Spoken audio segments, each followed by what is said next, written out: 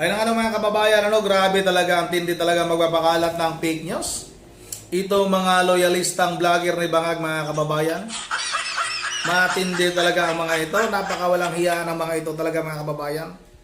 Ito nga si Peebles Talakira, mga kababayan, nagpapakalat ng fake news ito bago ang suna ni Pangulong Marcos Bangag Jr., mga kababayan. Pinag-iingat niya yung administrasyong Marcos, mga kababayan, dahil nga daw lulusobin na daw ng Iglesia ni Cristo at ng Sara Armis, mga kababayan, ang Camp Crame.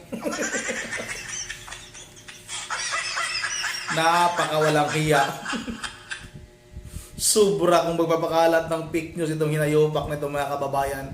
Manang-mana din sa kanilang amo na si Impactang Claire Castro, mga kababayan. Pero itong video na ito, mga kababayan, deleted na ito. Mabuti na lang mayroong nakapag-save nito, mga kababayan. Kaya mapapanood pa rin natin ito. At dapat nating ikalat ito, mga kababayan, para mapanood ito ng mga kinauukulan. Lalong-lalo na sa Iglesia ni Cristo, mga kababayan, at sa kampo ni Vice President Sara Duterte. Dahil nga sinisiraan nitong vlogger na ito, mga kababayan, ang Iglesia ni Cristo at itong kampo ni Vice President Sara Duterte. Biruin nyo ba naman yan, mga kababayan? Ayon sa bakilang ito, lulusobin na daw ng Iglesia at ng mga Sara Armis, mga kababayan, ang Camp Crame at kung ano-ano pang mga tanggapan ng ating pamahalaan. Pero nga, mga kababayan, noong walang nangyari, wala namang nangyaring ganung paglusob, ang ginawa ng baklang, hindi naman masama kung bakla, no? Hindi naman natin masama. Kaso nga lang, masama yung kanyang ginagawa kasi, mga kababayan. Ang ginawa nitong vlogger na ito, itong vlogger na Bangag din, mga kababayan, binura sa kanyang social media account. Kasi nga sobrang napahiya ito, mga kababayan. O yung mga loyalistang vlogger ni Bangag dyan, ipagtanggol niyan. Si Boy Bukbok, si Boy Nguso, si Servisa, ipagtanggol niyo itong kasamahan ninyo. Sa bagay, pare-parehas naman kayo nagpapakalat din ng fake news. Wala naman kayong sinasabing katotohanan.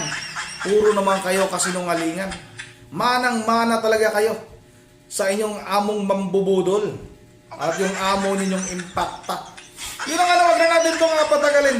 Ganito lang, baka may strike tayo, mga kababayan. Sabay-sabay na natin itong, ano ba yun, panoorin. Asa na? Wala. Ayan. Sa mahal na Presidente ng Pilipinas at sa aking mga kababayan, lalo na sa mga Katoliko, huwag kayong papayag na pamunuan tayo ng INC. Sila ang gumawa ng plano na ito kasama ang Sara Army, si Sara Duterte, Pulong, Baste, sila po lahat ang gumawa ng plano na to. Parating na ang Sara Army. Nagbigay na ng hudyat si Eduardo Manalo, bukas na lusubin ang Camp Aguinaldo at Camp Crame. Maraming reservists sa loob ng Camp Aguinaldo at Camp Crame na INC. Ngayon pa lang ay kunin niyo na lahat ng impormasyon sa loob ng Camp Aguinaldo at Camp Crame ng mga INC na naka-ready na rin lumaban sa paglusob bukas ng Sara Army at INC. May mga lalaban na mga militar na Itong video na ito, mga kababayan, ginawa niya ito bago ang suna. Yung suna, mga kababayan, July 27, ano? Parang ginawa niya ito ay July 26. Ito yung kanyang fake news na pinapakalat, mga kababayan. Grabe ang tindi talaga kung gumawa ng fake news itong mga army ni Bangag, mga kababayan. Ito, patuloy natin. miyembro ng INC. Militar na miyembro ng INC. Bukas, lulusob sila sa Malacanang pagkatapos nilang lumusob sa Camp Aguinaldo at sa Camp Crame. Didiretso sila sa Malacanang para gawin uli yung nangyari sa kay Apo Lakay noong 1986. Tandaan nyo, bukas lulusob sila sa Camp Aguinaldo at Camp Crame. Tapos silang lumusot sa Camp Aguinaldo at Camp Crame, didiretso silang lahat sa Malacanang para pababain ang presidente. May iwasan pa to kung tutulong ang mga Pilipino. Huwag niyong hayaan pamunuan tayo ng mga Duterte at higit sa lahat, huwag niyong pabayagan na pamunuan tayo ng kulto ng INC. Mga Katoliko, bumangon, lumaban. Patay na Huwag ba? kayong matakot, kaya pa natin yan. Diyos ko, langaw lang sila. Aba? Yan ang plano nila. Chururut, tusok, Eduardo, kung ilalabas si Ka Angel, wala kang Chururut. magagawa. Isipin nyo lahat mga kababayan, pinakulong niya ang kanyang kapatid. Pinakulong nila si Ka Angel, pero hindi nila pinagtanggol. Samantalang si Marcoleta na sampit lang sa relihiyon at kulto nila, pinagtanggol nila. Yan ang kulto. Ipagtanggol mo si Marcoleta na hindi nyo kapamilya at hayaan nyong makulong si Ka Angel. Huwag niyo akong pinagloloko. Yan ang plano nila. Parating na ang Sara Army, huliin niyo si Pocky, si Pidmore, si De Leon at lahat ng retired militaries dahil lahat sila ay nagplano na pabagsakin ang presidente at babuyin ang Pilipinas. Maniwala kayo sa akin. Mag-ingat po kayong lahat. Nakamata po ako, nakamonitor po ako. Maraming tumutulong. Chirut, tisakbe. Ay, isa pa, hindi lahat yan ay INC.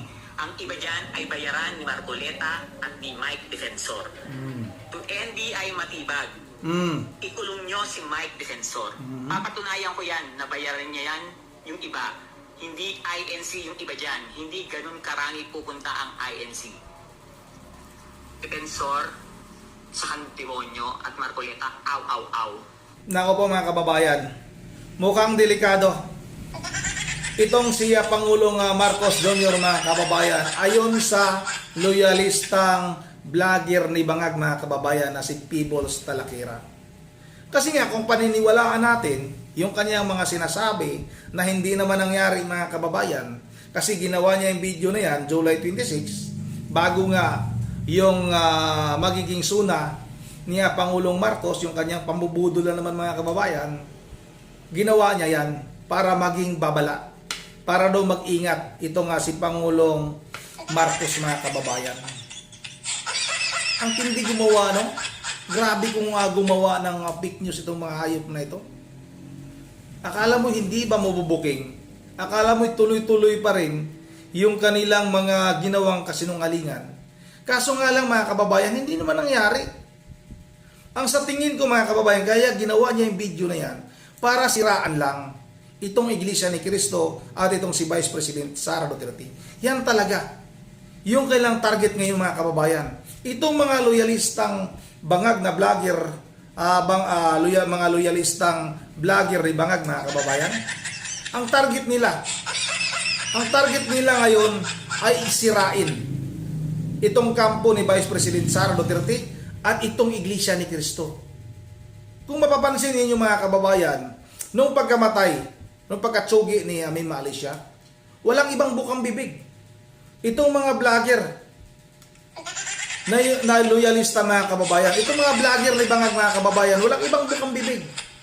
Kaagad-agad pinagbibintangan nila na ang pumatay kay Mima Alicia, itong mga DDS, itong kampo ni Vice President Sara Duterte at Iglesia ni Cristo. Mayroon bang vlogger doon?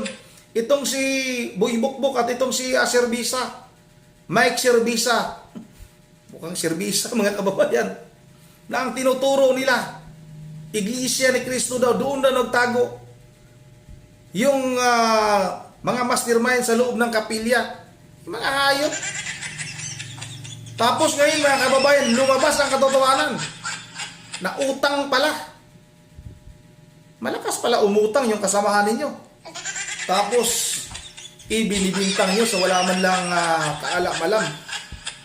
Pag-aaksayahan pa ba ng panahon ng Iglesia ni Cristo at ni Vice President Sara Duterte yung wala namang kwentang vlogger na kasamahan ninyo?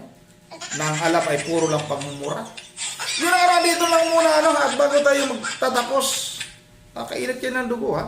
Sino ba yung kakasa dyan? O Boy Bukbok? Pag ikaw hinamon, kumulbukbuk ka. O, serbisa, yung bakla. Baka gusto nyo bumili tayo ng boxing glove. Baka gusto nyo. Baka sakali lang ba? Hindi naman mga kababayan. Bakit tayo matatapos? Mag-shoutout lang muna tayo. Ayaw natin makipag-away. Shoutout tayo kay Edgar Tuisa. Shoutout na rin kay Angie Lucas. Shoutout kay Swan Hill. Shoutout na rin kay Nunit Sabidra. Nunit Sabidra, shoutout sa iyo, idol, ha. Shoutout na rin kay Alpin Flores. Alpin Flores, shoutout. Kay Jilly Marie, shoutout. Kay Selvis Trip Hernandez. Kay Ma'am Joyce ng Japan. Kay Ma'am Virgie Veralios ng Pulang Bulacan. Sa kanyang mga apo. Coco Dion Yuret kay Sagi. Shoutout na rin kay Gina Calzon. Shoutout na rin kay Yulo Saito. Shoutout na rin kay Laban PH. Kay Lia Mac, shoutout sa iyo, idol. Shoutout na rin kay Jim Santi. Shoutout kay Ma'am Elisa Borby. Kay Ma'am Michelle Bulima. At kay, sabi niyo po shoutout sa akin dito. Baka nandito ba? Shoutout na rin kay Eduardo Benedicto. Yun na nga, dito lang muna. Sama natin si Petra Gatusang. Yun na nga, dito lang muna. Once again, this is Ronnie TV mo. Ingat ang lahat. God bless bawat isa sa atin.